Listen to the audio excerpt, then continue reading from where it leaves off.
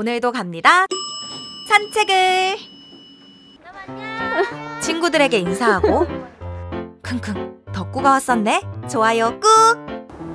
구독자 3만 유튜버이자 사랑둥이 반려견으로 살아가는 삶은 바쁘지만 행복해요. 여러분도 길에서 우리 댕댕이들을 자주 만날 거예요.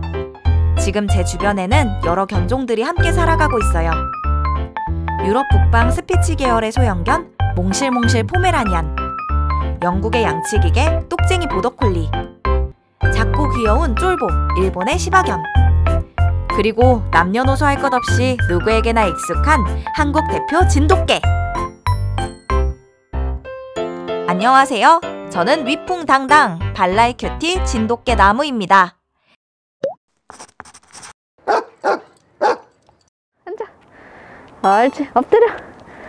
옳지. 기다려. 집에 안 가고 싶다고 이러는 거예요. 신나게 산책을 마친 뒤 오늘도 들어가기 싫어서 땡깡을 부립니다. 이럴 때는 안고 가요. 이렇게. 그런데 댕댕이들은 언제부터 이렇게 여러분과 함께 왔을까요?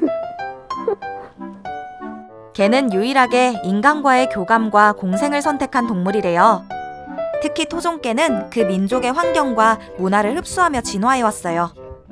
토종개라는 것들은 민족과 함께 살아옵니다. 이 개가 사람과 함께 했던 시점 자체는 지금부터 약 14,000년 정도 되어집니다. 14,000년 전에 늑대의 새끼들이 사람들에 의해서 포획되어지고 그게 자연스럽게 키워지는 과정 속에 사람과 함께 생활을 했던 것들입니다. 동물들 중에서 가장 처음으로 길들여진 동물이 개입니다. 사람과 오랜 기 동안 함께 있으면서 사람이 먹는 음식들을 먹게 되어지고 그 사람이 살 수 있는 환경 속에 같이 살았기 때문에 사람과 가장 유사한 습성들을 갖고 있는 동물들이 바로 토종개입니다. 이 민족적인 특성을 갖고 있는데요. 프랑스인들은 원래 대단히 쾌활하고 명랑합니다.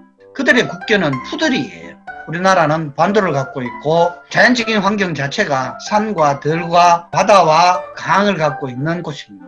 우리들의 산 자체는 대단히 완만합니다. 그리고 반도에 있기 때문에 우리 민족 특성 자체가 외부를 공격한다. 그렇지는 않습니다. 그렇죠? 그러나 우리는 방어하는 민족입니다. 그런 성격들을 갖고 있는 사람 같으면 어떻습니까? 그와 비슷한 성격의 개를 선택하게 되어집니다. 그렇죠? 오랜 세월을 거쳐 선택받은 토종개들 가운데 진돗개는 우리 민족의 애완을 같이 해온 대표적인 토종개로 이름을 날렸어요. 반려동물 인구 1000만 시대인 지금, 여러분에게 저는 어떤 존재인가요? 하얀 마음 백구? 집 지키는 개? 그 전에 진돗개 이미지 변천사를 살펴볼까요? 한반도에는 여러 토종개가 있었지만 우리 진돗개들은 외부와 어느 정도 단절된 섬에서 자유롭게 살아와 개체를 보존할 수 있었어요. 일제강점기 시절, 내선일체라는 명목 아래에 일본 토종개와 닮았다는 이유로 저희 진돗개만이 견종의 틀을 지킬 수 있었습니다. 이때 다른 토종개 친구들을 많이 잃었어요. 해방 후 저는 1962년 천연기념물 53호로 재지정됐습니다. 팔려간 진돗개가 주인을 찾아 약 300km의 거리를 되돌아 진도로 돌아온 진돗개 백구. 이 이야기가 널리 알려지면서 진돗개는 충성심과 용맹함이라는 이미지로 사람들 기억 속에 깊숙이 자리 잡았죠. 그렇다면 지금 21세기 우리나라에서 토종개는 어떤 위치일까요? 여러분에게 직접 물어봤습니다. 그 결과 진돗개에 대한 관심은 저조했고 특히 토종개로서 이미지가 부재하다는 답변이 눈에 띄었어요. 저의 라이벌 시바견이 인기가 더 많다니 좀 서운하기도 하네요. 외국에서 진돗개가 시바견 못지않게 인기가 얼마나 많다고요. 요즘 K도그라는 수식어로 국내외에서도 주목을 받고 있어요.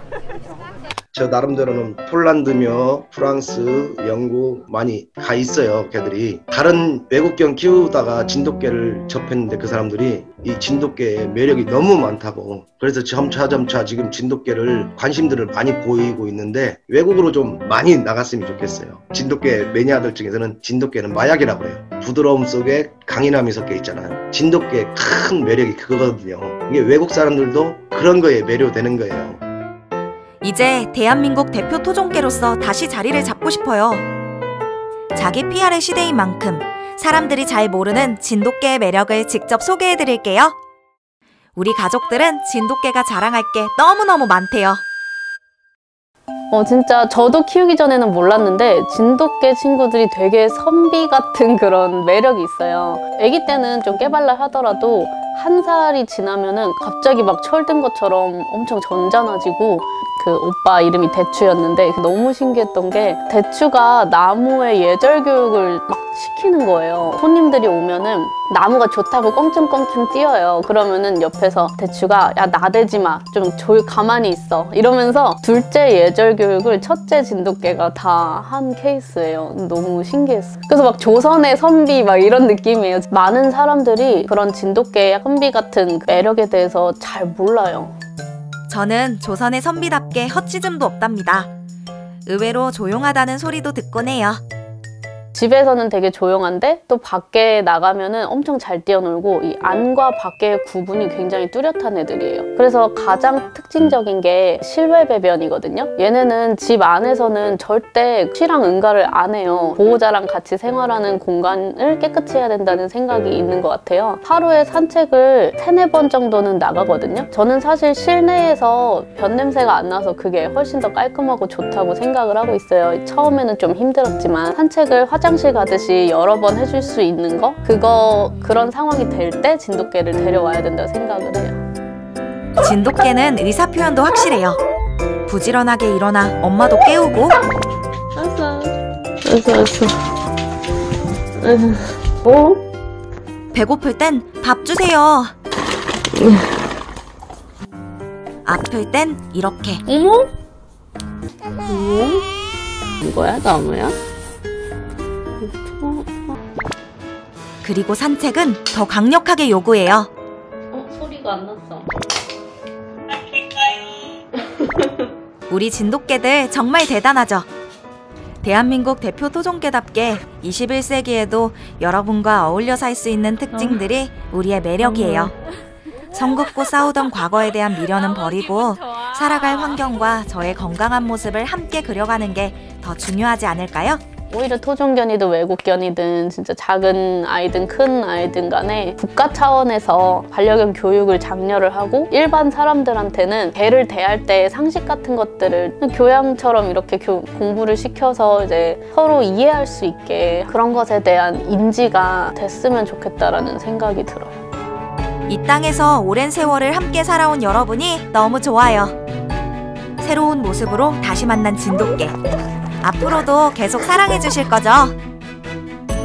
다음 편에는 꼬리가 짧아 슬프지 않은 동경이 사형제가 등장해요. 계속해서 우리 토종개 이야기를 지켜봐 주세요.